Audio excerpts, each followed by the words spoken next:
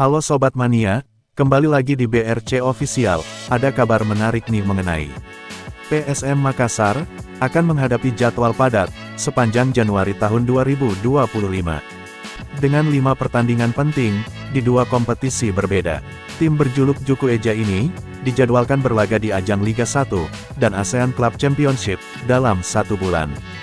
Tantangan pertama yang akan dihadapi adalah pertandingan pekan ketiga ASEAN Club Championship 2024/2025 melawan Sefirieng FC di Phnom Penh Stadium, Kamboja, pada Rabu, tanggal 8 Januari tahun 2025.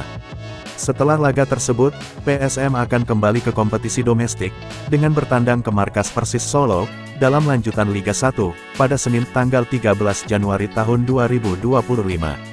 5 hari kemudian, mereka akan bermain di kandang sendiri, menghadapi PSBS Biak, pada Sabtu, tanggal 18 Januari tahun 2025.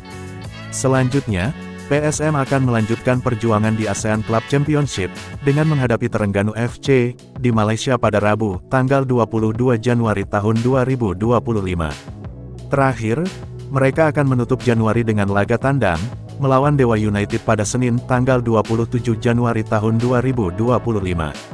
Jadwal padat ini akan menjadi ujian bagi skuad PSM Makassar dalam menjaga konsistensi performa di 2 ajang berbeda sepanjang bulan Januari. PSM Makassar telah menyerahkan memori banding kepada Komite Banding PSSI. Sekarang, PSM Makassar menunggu informasi lebih lanjut dari Komite Banding.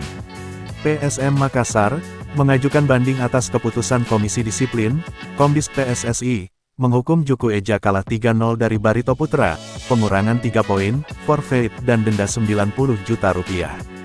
Hukuman ini diberikan setelah Komdis PSSI menilai PSM Makassar terbukti melanggar dengan memainkan 12 pemain saat menjamu Barito Putra. Manajer PSM Makassar, Muhammad Nur Fajrin mengatakan, memori banding telah diserahkan ke Komite Banding. Bahkan, pertanggal 1 Januari lalu, semua dokumen juga telah dilengkapi. Sekarang tinggal tunggu dari Komite Banding, katanya saat dihubungi, Minggu tanggal 5 Januari tahun 2025.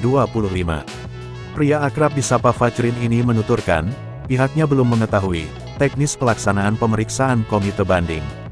Apakah seluruh pihak, baik dari PSM Makassar, Barito Putra, perangkat pertandingan, wasit penilai wasit dan lain-lainnya dipanggil kembali, untuk dimintai keterangan atau tidak? Yang pasti, tegas dia, pihaknya selalu siap, jika mendapat panggilan dari Komite Banding. Kalau diperlukan pemanggilan, kami siap, cuma memang belum ada surat resmi yang masuk, tutur Fajrin. Dalam memori banding diajukan, PSM Makassar meminta Komite Banding membatalkan putusan Komdis. Jika hal itu dikabulkan, maka PSM Makassar tetap menang 3-2 dari Barito Putra, dan 3 poin dikurangi akan kembali. Begitupun dengan gol Nermin Haljeta, dan Aloisio Soares akan disahkan. Banding diajukan, agar keputusan Komdis sebelumnya dibatalkan.